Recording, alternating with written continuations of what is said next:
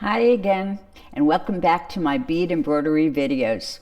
I'm Jackie from Beadadorn, and I'm here to show you how to take your bead embroidery projects in a new direction. There's a huge array of beads available today in all kinds of sizes, shapes, materials, and colors, and that gives you a wonderful resource to show your artistic side as you create stunning bead paintings using bead embroidery. In this video, which is a two-part video, I will be showing you how to capture the image you'll use and how to print it onto foundation fabric on which you'll embroider. And in the second video, you'll learn how to complete the actual painting. This video starts out by showing you a variety of projects. Each project starts with an image that was either scanned or captured from a website and then printed onto the foundation fabric and bead embroidered. Now, while many of the examples in this video are based on drawings and paintings I did, there's also a wealth of images available online, not to mention in books and magazines. In this video, you'll learn how to capture them for your project. And should you decide you'd like to bypass the getting ready portion of bead embroidery paintings, the things this video covers, and jump right into doing an actual project, you'll be glad to know that there are kits available with printed designs on foundation fabric and instructions on how to complete the project. I've got more than 30 on my Etsy shop called Beadadorn. So, I hope you'll find this two-part series helpful. And by the way, my husband is my photographer and film editor. He did much of the narration on this part 1 video. So no, I didn't suddenly change my voice.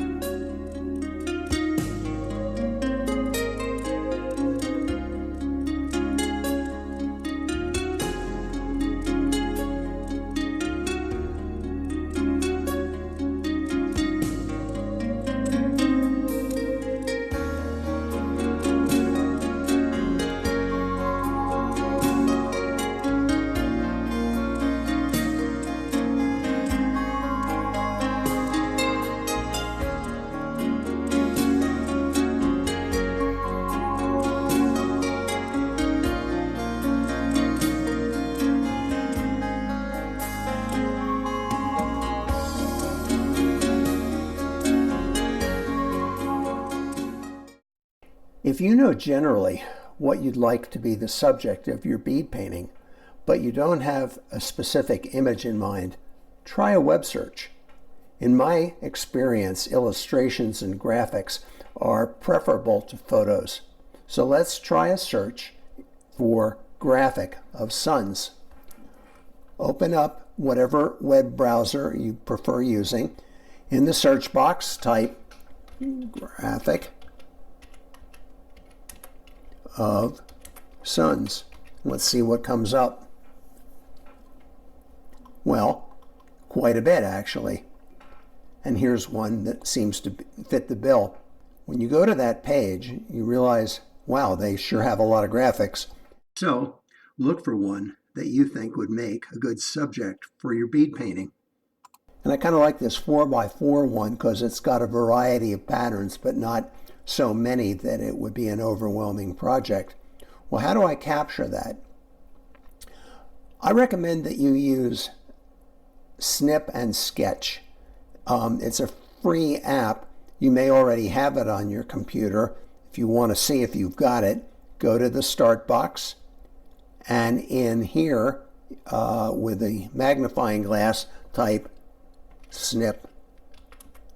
Oh, there it is, Snip and Sketch. I already have it. So I click on it and I open it.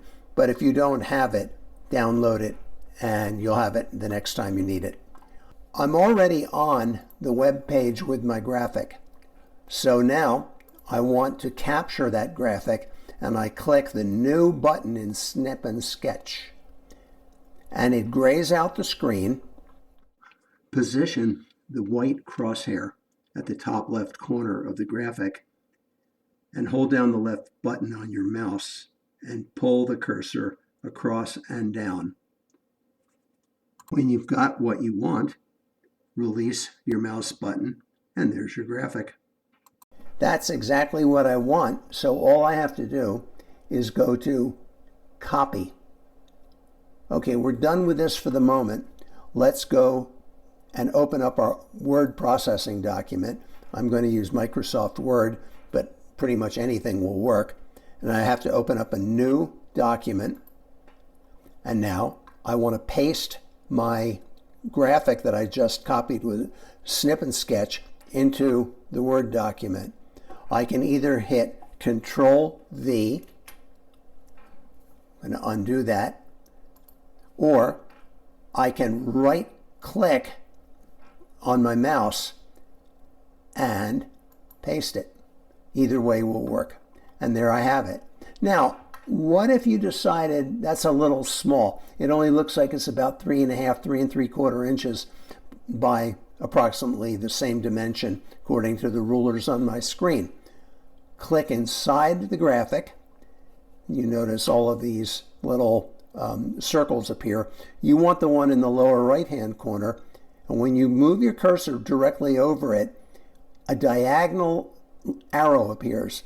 Left click, pull, and now I've got something that is about 5.5 by 5.5. When I've got the size I want, release the button and click outside the graphic, and I have the graphic that I'm going to want to imprint onto my backing fabric in the next step. Save it.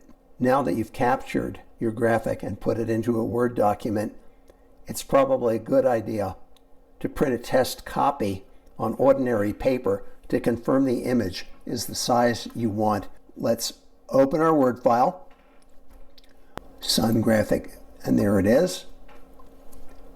File, print. Once you're satisfied with how the image will print, cut your foundation fabric into 8.5 inch by 11 inch sheets that will fit the paper feeder of your printer. Measure carefully and do not go any larger, or the cut sheet may get stuck when you attempt to print it. I use a steel ruler to mark the outline of the sheet and cut along the outline. If your interface is not lying flat, lightly iron it at low heat before loading it into the paper tray. If you happen to buy interfacing that has a shiny bonded side and a dull side, load the paper tray so that when the sheet goes through the printer, ink is deposited on the non-shiny side.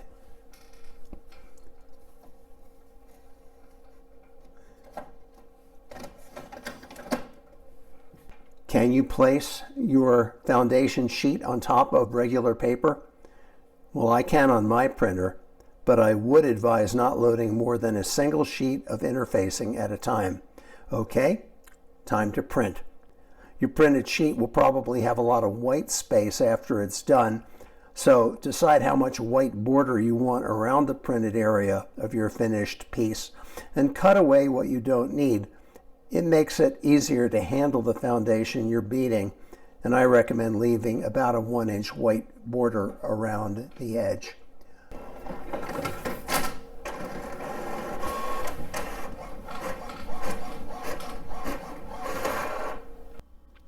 I hope this video helped you understand how to capture images to use for bead embroidery paintings.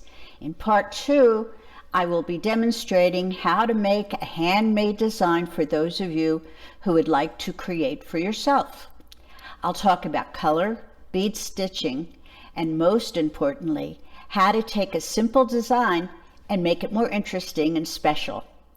If you're anxious to try your handed bead paintings but don't feel particularly artistic, don't forget to check out my Beadadorn Etsy shop for kits that already have a printed design on the foundation fabric.